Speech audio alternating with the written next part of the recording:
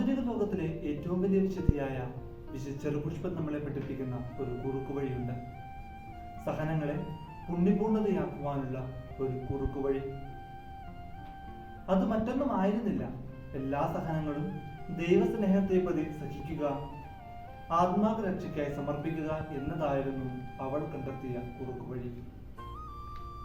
പ്രിയമുള്ള സഹോദരി സഹോദരന്മാരെ, ജീവിതത്തിൽ സഹനങ്ങൾ ഉണ്ടാകുമ്പോൾ, ബുദ്ധിമുട്ടുകൾ ഉണ്ടാകുമ്പോൾ നാം ദൈവത്തെ കുറ്റപ്പെടുത്തുകയല്ല വേണ്ടത്.